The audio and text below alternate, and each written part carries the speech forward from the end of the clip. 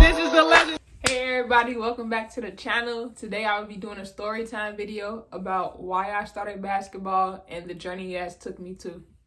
This video was recommended by one of my subscribers and I'm pretty excited about it because if y'all didn't already know, I'm a collegiate athlete at Northeastern University, a women's basketball player, and basketball has led me down such a beautiful journey and I can't wait to dive in it with y'all. Alright y'all, so once upon a time, there was a little girl named Hallie. But when I was like 8 to 10 years old, one of my best friends, his name Keyshawn, he bet me like $5 to try out for an all boys basketball team with him. And like knowing me, I ain't really, comfortable with people. Like it takes me a while to get comfortable. So at first I'm like, nah, bro, I ain't doing that. But he said $5. So I was like, yeah, I'm gonna do it. So I went out. I ain't really had nothing going on in my life then. I ain't really have anything that brought me joy, any hobbies. I was like, for sure. I snagged my mama Converse out her room. There was some low top black and white Converse. I would never forget it. And I was like, all right, let's go. So we went down the street to this place called the Rec Center where we all grew up. We all hooped at. We all the Rec Center was the place. Like if you want to laugh, if you wanted a genuine community, if you wanted a brotherhood, a sisterhood, that was the place to go. And all my people from CP, everybody from Chicago I'm talking to, y'all know. So I tried out for the team. When I say I was buns, I was hot buns. Like I'm convinced y'all I couldn't even run in a straight line. Like, and it was just all the boys there. Like, I couldn't do nothing. Like, they used to pass me the ball. I used to run from the ball. Like, when I say run, skedaddle. Like, I used to get gone. Like, it gave me so much anxiety, so much like, oh my God, I can't do this. Like, so many intrusive thoughts, like, so many different stuff. But it gave me a challenge. And if you know me, I love challenges. Like, when somebody challenged me to something, it's like, ain't no way I can't show this person that I can't do this. Like, I'm finna get my best effort. So, the tryouts went how they went. I mean, I knew all the boys in there because Keyshawn was my best friend from pre-K. And then most of them was in my class. I'm going to get into the characters. It was me. AJ was in the same class with me. His name's Albert. AJ, shout out to you. And then Kawan and Adam, they was in the next classroom right across. So those were the first people like I really got connected to. And there was people that was trying out for the team too. So I'm gonna dive into all how the character development go in a minute. Hi, y'all. So I tried out. I somehow made it. I'm really convinced the boys like begged Coach Falat and Coach Mr. Jonathan to keep me on the team. I don't know why, because I did not benefit the team at all, y'all. But just like the community, how they like praised me, how they like not praised, but like built me up. They was like, come on, Holly, like you gotta get better. You gotta do this and that. So we used to have 6 a.m.s. We used to run. We used to do these Ice JJ push-ups. Like we used to do all this stuff. And I was not good at anything. Like I real life used to cry. Like I can't do anything. Like I can't do a push-up. I can't da da da. And then my friend Auntie Kawan, he was like, baby, they not naturally good. They be in the alley practicing every day. So then I met like my brother. I knew him from like 10 plus years too. No, not 10 plus, like more like 8 plus. His name Duda. His real name Lavelle. But he was the youngest on the team. Like we all like in fourth, fifth grade. This boy like second, third. He had ball handling skills like crazy. And I don't know, he was the smallest on the team. And I was kind of bigger than all the boys because y'all know girls hit their growth spurt first. So yeah, I used to like look at him. I'm like, bro, how this boy dribbling so fast? Like, where did he learn these moves from? So from then and there, I was like, dude, you finna teach me how to dribble. Like, you finna teach me how to do all that. Like, I'm trying to be good. Like, y'all just don't know. Watching the boys play and not being able to benefit, it used to hurt me. But it used to, like, I used to look and I used to be so astonished by it. Like, they are so good. And it pushed me each and every day. Like, y'all, I used to hoop in my glasses. So every time after practice, my glasses either used to be broke, one lens in, one lens out. I had a bloody nose. Y'all, I mentioned I was hooping in Converse. Like, y'all know the Converse. You know what? I'm going to put a picture up for y'all right quick. Get some help. What? I'm just giving y'all an image of all that. Like, of course, I can't tell my whole childhood story in, a 10-minute video. But basically, that was when I got established. Like, just family. Like, each and every one of them taught me something valuable. Like Duda, he spent the whole summer. He came to my house every day, like, teaching me ball handling background. We used to have me, him, and my brother. Like, we used to stay up all night, saying stories, sleepovers, like grinding each and every morning, doing push-up competitions and all that. And then Kawan, that was like everybody role model growing up. Like, he was such a phenomenal basketball player. He still hoop from time to time, but like he was just like a once in a generation talent. Watching him every day, motivator. He just taught me like that grit, like that never give up mentality, which I still use to this day. Cause y'all know mental health advocacy. I'm gonna dive into that. But AJ, like big body, like oh my god, his personality crazy. Like he just give off that vibe. It's like anybody that step up on the court, I'm killing you. I don't care who you is, where you from, all that. I'm beating you. I don't care. And then like my boy Adam, he is just like an energy ball. He's a goofball. Like, and you need to laugh, bro. You go to him. This boy in a game, he shot a layup over the backboard. Like, I could you not. He was that type of player that like a hype on defense, because he was originally not a basketball player. He was a football player trying to be a basketball player. So all y'all people that know a football player that really can't hoop but get a full on effort, shout out to them. But he was so fast break, and Shorty threw the layup over the backboard. And then I get into Princeton, like lockdown defender. He lived right down the street from me. That's my brother too. Like, he's a defender as well. He was so convinced he was a shooter. Boy, he was not a shooter. And then I get into Anthony, and then I get into Boopy. All these other boys I met to help build me up. And finding basketball has led me down such a beautiful path. Like, mental health advocacy at a young age, although basketball driven me, it also like broke me down, because I ain't had no trainer. Like, I'm gonna be real authentic and genuine with y'all. I didn't have like a father like figure teaching me how to play basketball. Like, I had a single mom. My mom had never played sports in her life. My brother played football, and by me playing basketball, I think that really motivated him to start playing basketball, because he wasn't a hooper. He was another football player trying to be a hooper. But my brother was decent. He decent at basketball. Due to me. Like, I bust him in the one-on-one each and every day. But my mom knows nothing about sports. But on Christmas, the year after I tried out, the same year I tried out for that basketball team, I told my mom, I want to go to college for this. I want to make something out of myself. This, and that. She bought me a basketball rim, which meant the absolute world to me. But she used to make me mad, because you're going to buy me all these basketballs, and in the winter, you're going to curse at me because I'm dribbling in the basement. All my hoopers know. Dribbling in the basement, how your mama or your dad or your parents be yelling at you, like, how you expect me to get better, but you won't let me dribble in the house? Make that make sense. But eventually, I started getting better. Like, y'all, I started getting better month by month, year by year, like week by week. It was just progress each and every day. Like, my coach used to see me dribbling down the street in my driveway. He used to roll down the window like, I see you. It used to warm my heart. Like, everywhere I went, I had a basketball. Everything I did, I was training to be better. My body being better. All this and this and that. Like, I was the tallest, because like girls would grow first, but they all started outgrowing me. So I was like, what else can I do? But I eventually got better. I played for the boys team from 5th to 8th grade. And then part of my 8th grade year, I tried out for my first like team. It was like a club team, more so not like AAU. It was just like a beginning team called the Intruders. And I met like some of my friends. I still talk to them from time to time, like Destiny, who else was on there? Kaya, Kimura, and Monica. Like, that was my first team. Like, bro, y'all won't believe me, but I was a shooter at that joint. Like, I would never forget the game. I had the fajita. I had like 4 to 5 threes. I made two people hit heads with a sham guy. I could you not. Like, that was the team that really bloomed for me when it all came together. And then after that, I played for a life-changing team called Example Sports. My coach, Barry Bradford, such an amazing coach. Like, unlocked so much, like, helped me unlock so much potential. I met my best friend, Grace.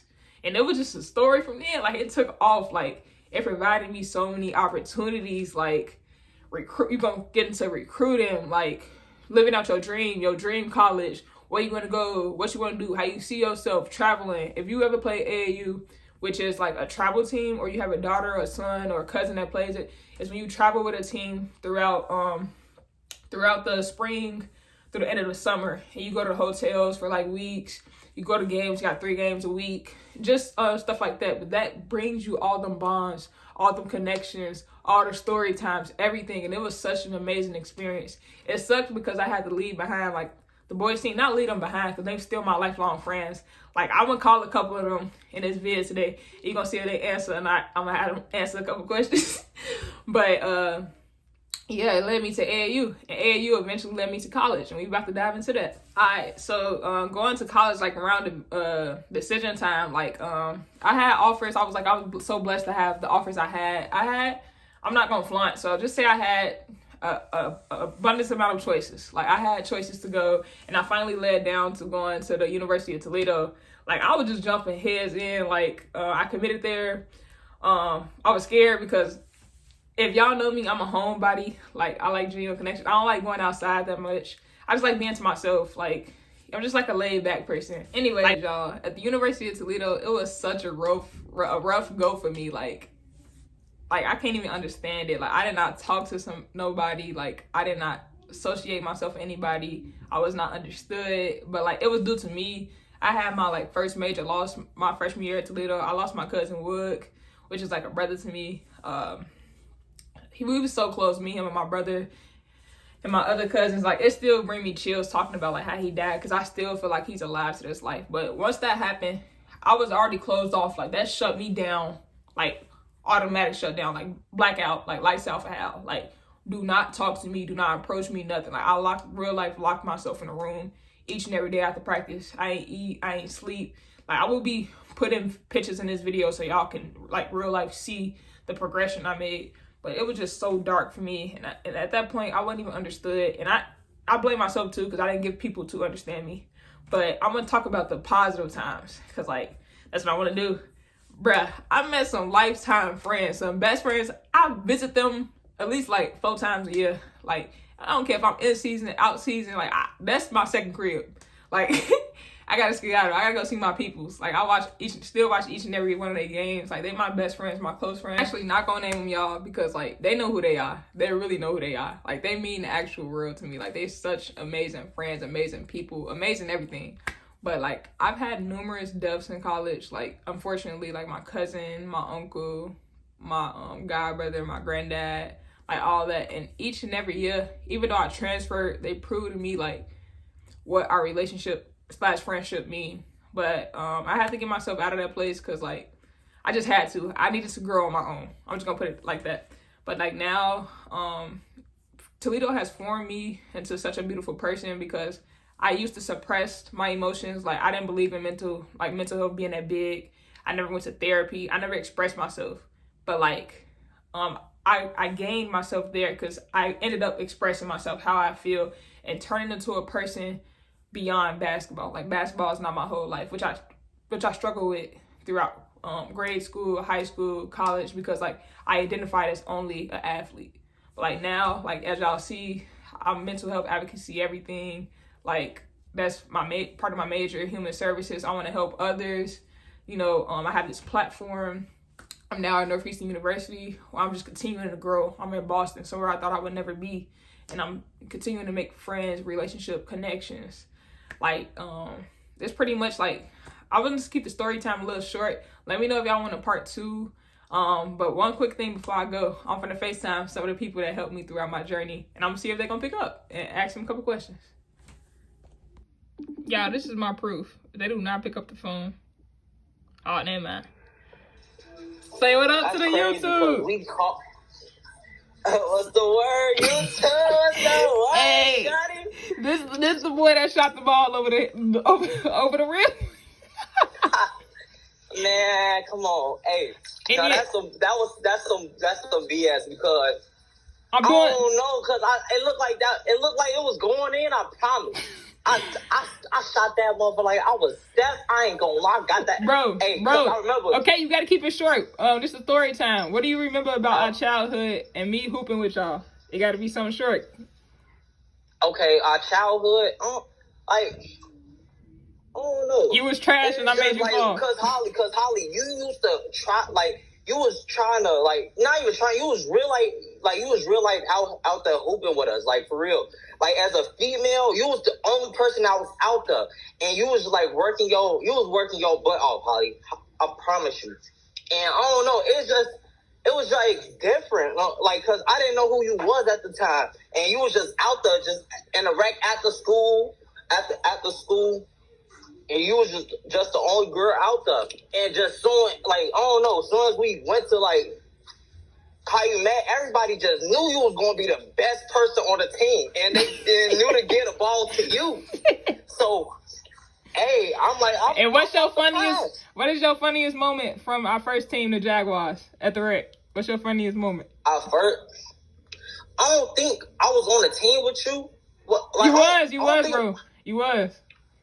I was? Yeah. Our funniest moment? I say, if I could really remember, I say... This is the legendary Kwan Wines.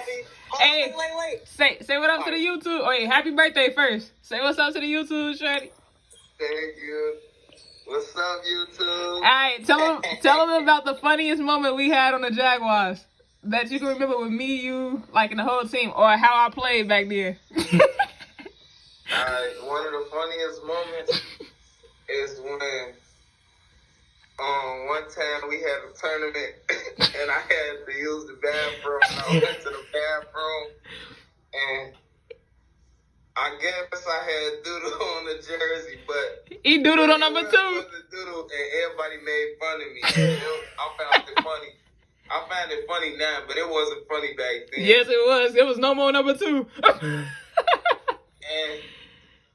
And back then, how you used to play, I mean, you played like a typical person who ain't know how to play basketball, just like all us, for real. And then we all learned together. And our old coach, he taught us everything we know, really. You remember them Ice JJ push-ups? Making us do push-ups. No, but he really, like, I ain't gonna lie, and our coach, I ain't gonna lie, it wasn't just us helping you out. It was really our coach. Like, he put it on us early that you got to be strong out here. Like, he was hard on us because he wanted us to be better. Yeah. And that's what we really needed. And I feel like that really shaped you up to be who you is, really. Appreciate you. This is the legendary Kwan, the one that's talked about, the one I dunked on.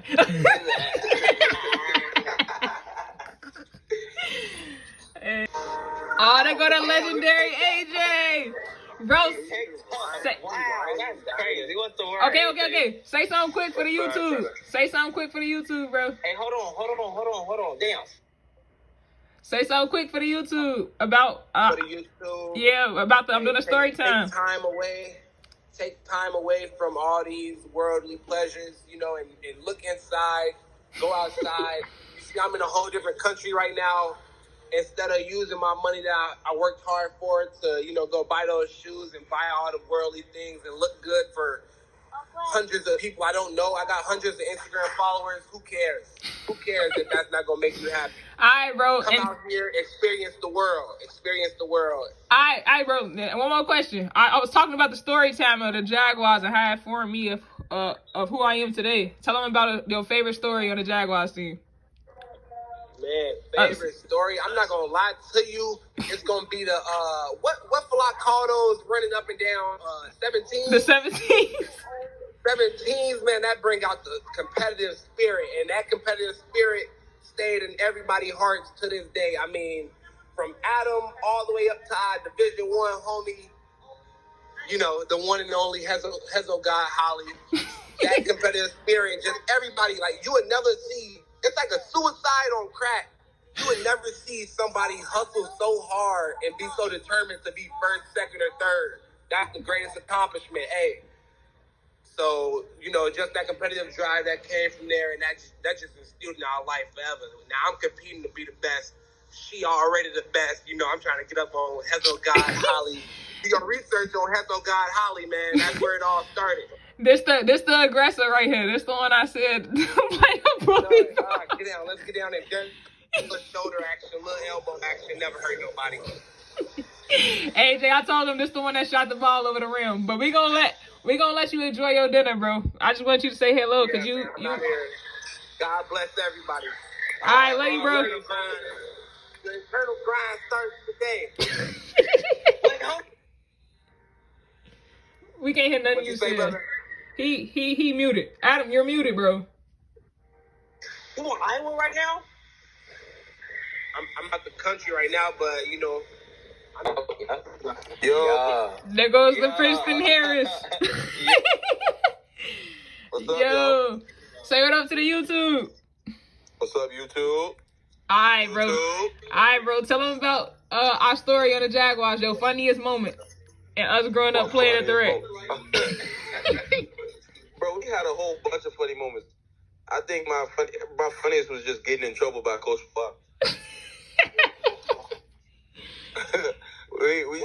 we couldn't stay out of trouble.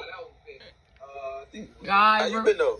I've been decent. I've been on my YouTube. I was telling them my story, a story time about y'all and how I started basketball. What story? Okay. Yeah. I'm gonna call you later, okay? I gotta call you. We gotta catch up. All right. Bro, you Yo. driving? You driving, bro? Yeah. Dang, I was gonna say what up to the YouTube. What up, YouTube? I was telling them about our story. I FaceTime Kawan, Adam, AJ, Princeton about like the core of why I started basketball and how we used to train in the summer and stuff.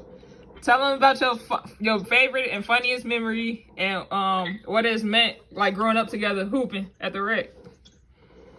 Hooping at the rec, man, the funniest memory, I don't know if they know him, but Aaron Smith, like Kawan, just a bunch of older guys. I would go up there and I'm super small. And they would treat me like I'm a big kid. Like, they wouldn't let me have my way.